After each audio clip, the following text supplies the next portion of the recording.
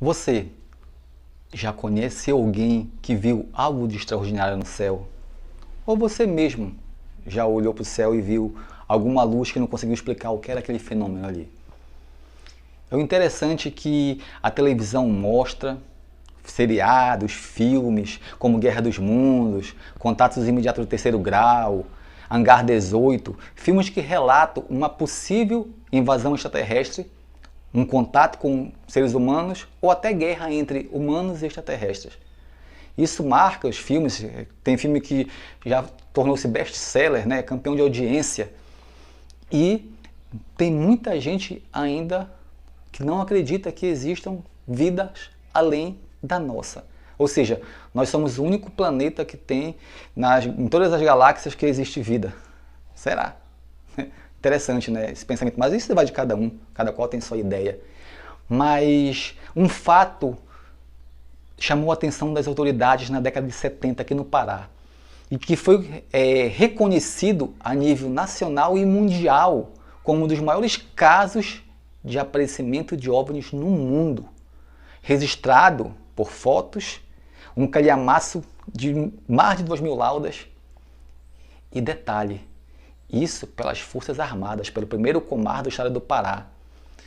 E detalhe, um outro grande nisso tudo, um grande detalhe nisso tudo foi que foram vários municípios como Vigia, Viseu, São Caetano, São Domingos do Capim, Colares, foram aparecimentos simultâneos. Não foi só em um local isolado, foram em vários municípios, isso daí, do estado do Pará. Ao todo foram 15 municípios registrados essas aparições. E isso daí teve uma grande repercussão a nível mundial. Tanto que as Forças Armadas mandaram um grupamento especial para investigar o caso, se realmente estava acontecendo.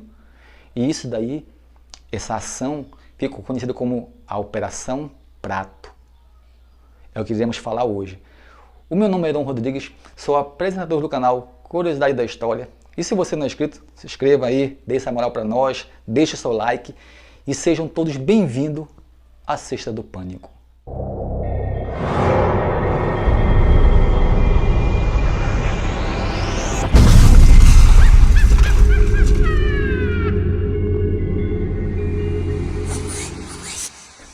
Naquele dia 5 de dezembro de 1977, o capitão da aeronáutica, o Irajê de Holanda e Lima, estava ansioso.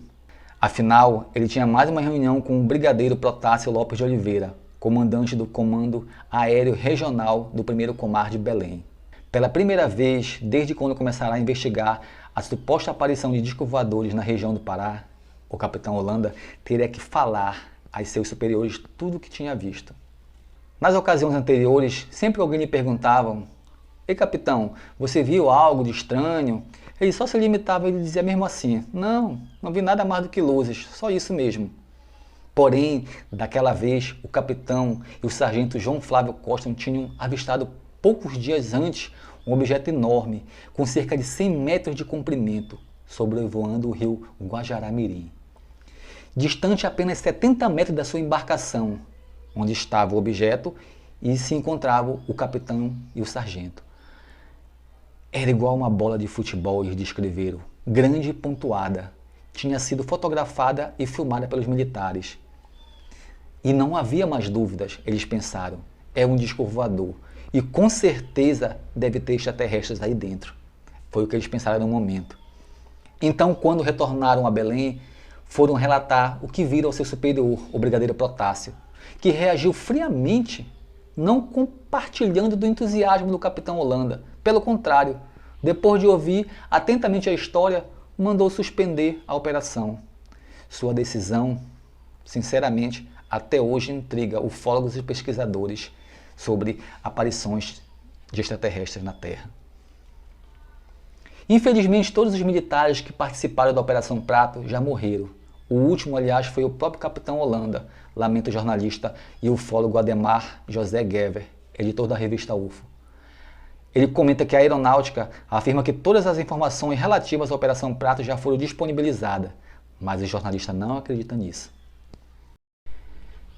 Em 1997, o jornalista Gever recebeu uma ligação do capitão Holanda, dizendo que queria falar com ele e relatar o que ele teria visto nas regiões onde ele foi colocado para vigiar os supostos discos voadores. Gever, sem nem hesitar, pegou suas coisas e correu para a região dos Lagos Fluminenses, onde se encontrava o Capitão Holanda em sua casa o esperando. Chegando lá, ele começou a relatar que foi algo extraordinário, que ele nunca pensou que ele fosse ver na vida dele. Era aquele monstro azul, grande, brilhante. Era intenso o brilho, mas ele falou que podia olhar diretamente para a nave e contemplar tanto a beleza quanto o medo daquele objeto, que ele não conseguia identificar o que era aquilo, de ser muito enorme, mais de 100 metros de comprimento. E ele falou que tudo isso foi registrado em mais de 500 fotos, 16 horas de filmagens e um calhamaço de mais de 2.000 páginas. Olha só, tudo documentado. E ele também relatou que ele ficou com medo de ser abduzido, porque aquilo dali parecia ser uma coisa que se aproximava e observava eles onde eles estavam. Pois é, isso tudo foi documentado, não é história. Isso as Forças Armadas, tanto dizendo eles, está disponível na Biblioteca Nacional, como também tem arquivos da própria Força Aérea. Só que depois dessa entrevista bombástica, o próprio Capitão Holanda se matou, se enforcou com a corda do seu roupão em sua cama.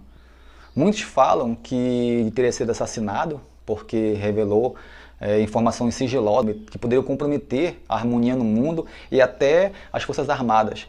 Outros falam que ele não morreu, apenas se mudou de local, mudou de identidade. Gever diz que não concorda com nenhuma das teorias, principalmente com a teoria da conspiração, até porque ele conhecia o Capitão Holanda e já sabia que ele tinha tentado se suicidar 2 vezes anteriormente a essa. Então eu acredito que realmente ele se suicidou. Por essas e outras razões, a Operação Prato continua a ser apontada por ufólogos do Brasil inteiro como um dos maiores e mais intrigantes casos de avistamentos de OVNIs já registrados no país. Os primeiros relatos começaram a surgir em setembro de 1977. Os habitantes de Colares, Mosqueira, Nanideu, Viseu, Vigia, Santo Antônio do Tauá, entre outros povoados do estado do Pará, garantem ter visto OVNIs e, detalhe, ser atacados por eles com um raio luminoso vindo do céu. E esses raios, eles relatam que causavam 2 orifícios paralelos, como se agulhas tivessem penetrado a pele das pessoas, descreveu a psiquiatra Weleide Cecim Carvalho, então diretora da Unidade de Saúde de Colares. Segundo os relatos da médica, os pacientes davam entrada no posto de saúde com sintomas de anemia, tontura, febre e ainda marcas de queimaduras de 1º grau pelo corpo todo.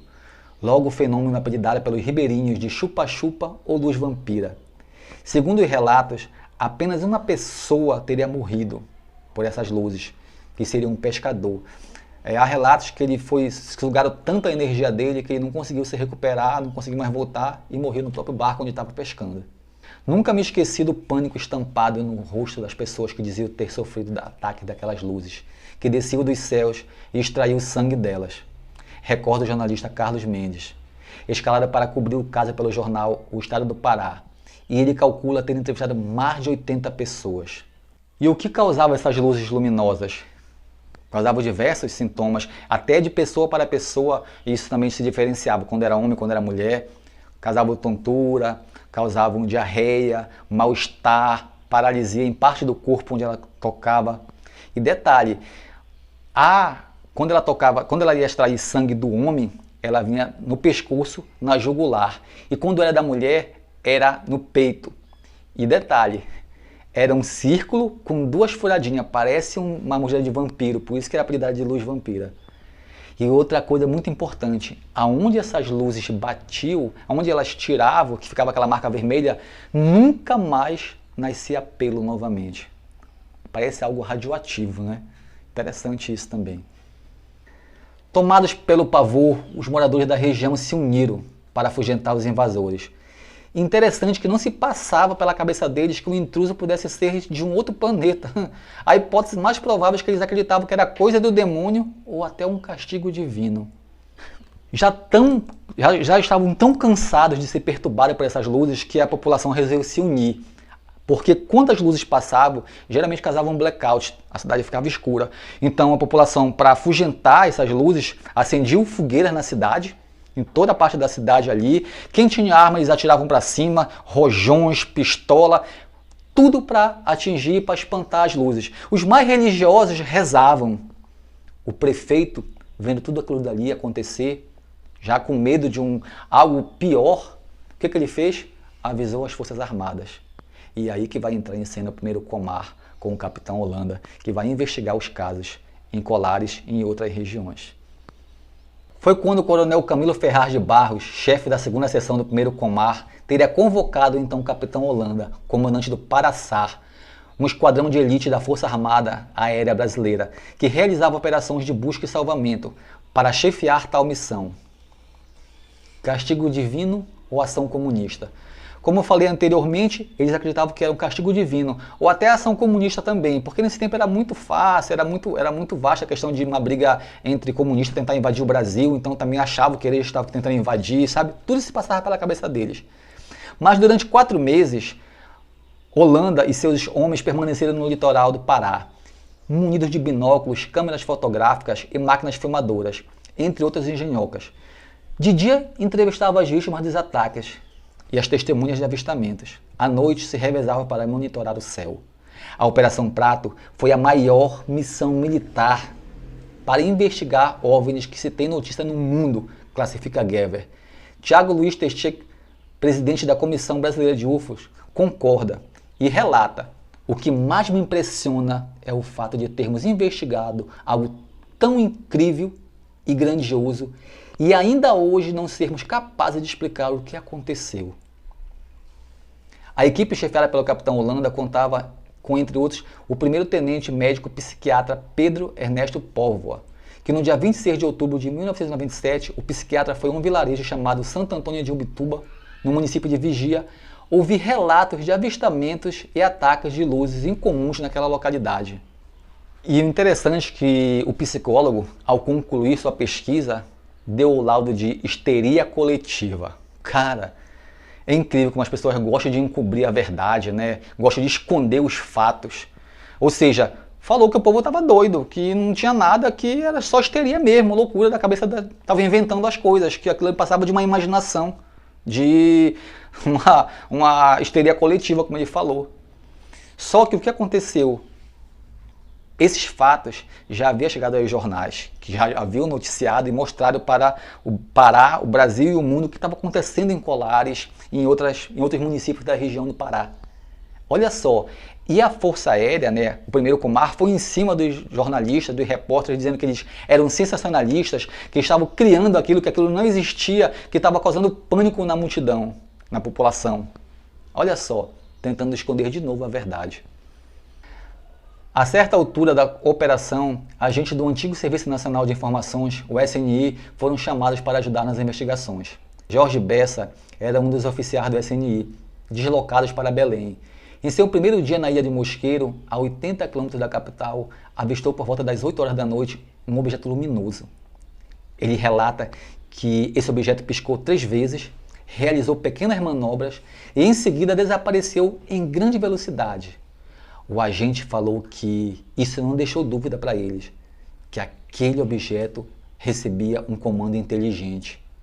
E detalhe, o fenômeno era visível para todos. Bastava você olhar para o céu que você via alguma coisa. Ou seja, eles não se escondiam mais, os OVNIs não tinham mais medo de ninguém.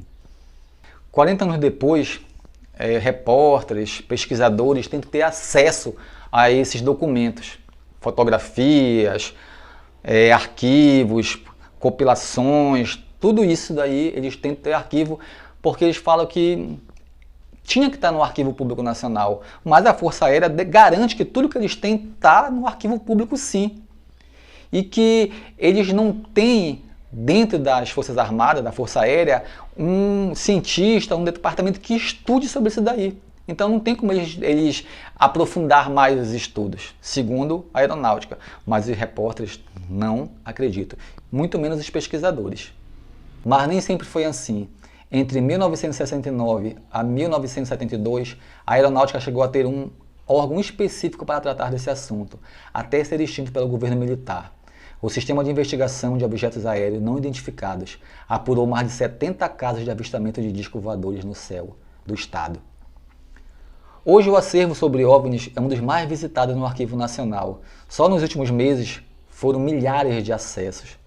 Do total de 753 relatórios disponibilizados, material que abrange um período de 63 anos, de 1952 a 2015, apenas 6 desses documentos dizem respeito à Operação Prato. Vão de 2 de setembro de 1977 a 28 de novembro de 1978 e englobam 15 municípios do estado do Pará. O material disponível para consulta pública é apenas a ponta do iceberg, afirma o ufólogo Edson Boaventura Júnior, presidente do grupo ufólogo do Guarujá. Segundo Gever, os documentos que sumiram, né, poucas pessoas tiveram acesso, e que ele tem conhecimento, a filha do Brigadeiro Protássio, uma pedagoga aposentada, ela teria tido acesso a todos esses documentos.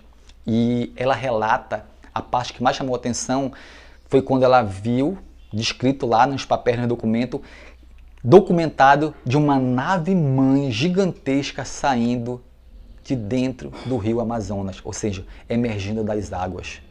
Nossa, deve ter sido algo inesquecível e fascinante nesse momento. Eu não consigo nem imaginar se fosse eu no lugar desse, o que aconteceria, o que eu faria. Eu acho que não sei, acho que eu desmaiaria. Outra cena impressionante, aponta Edson, é aquela que revela um OVNI submergindo das águas do rio Tapajós, em plena luz do dia, olha só. E a filmagem, segundo o ufólogo, teria sido feita pelo sargento João Flávio Costa, o braço direito do capitão Holanda. E o ufólogo comenta que estamos diante dos maiores acontecimentos da história da ufologia no mundo. E ele reforça falando que 40 anos depois, OVNIs continuam aparecendo naquela região do estado do Pará. Regiões como Vigia, Colares, São Domingos do Capim, Viseu e assim por diante. Lógico que não é como era antigamente, né? A gente fica até pensando, por que antigamente era mais intensas as aparições, né? Até porque câmeras fotográficas, não existiam celulares que filmavam, então era tudo mais difícil. Hoje em dia, se você avistar, você filma rapidinho e viraliza, né? Então acho que eles não gostam de se amostrar muito como era antigamente. Antigamente eles apareciam porque só a pessoa via, ficava com ela mesma. Ela falava, acreditou, era a palavra dela contra a outra e acabou por ali. Mas eu pergunto a vocês, o que vocês acham de tudo isso? O que vocês pensam sobre vida alienígena? Será que existe só nós no universo? Porque nós temos uma galáxia com vários planetas, mas tem bilhares de galáxias no mundo todo. E que tecnologia é essa que eles têm, tão avançada, com movimentos rápidos, que nós não conhecemos? Por que nós estamos tão atrasados com relação a eles, a conhecimentos científicos e técnicos? Aí fica a pergunta, você acredita em vida alienígena? Ou você acha que só nós existimos, né? Que nós somos uma criatura criada por Deus, que fomos o único no universo todo, que não existe vida além da nossa no universo, que nós somos o único da galáxia, mesmo sabendo que existem milhares e milhares de galáxias. E outra coisa, o que você pensa? Será que eles já estão entre nós? Estão se preparando para entrar na Terra, para atacar a Terra ou para fazer contato? Sobre tudo isso, qual o seu pensamento? Deixe seus comentários, isso é importante para a gente começar a entender o que as pessoas pensam sobre vida alienígena. Um forte abraço e até o próximo vídeo.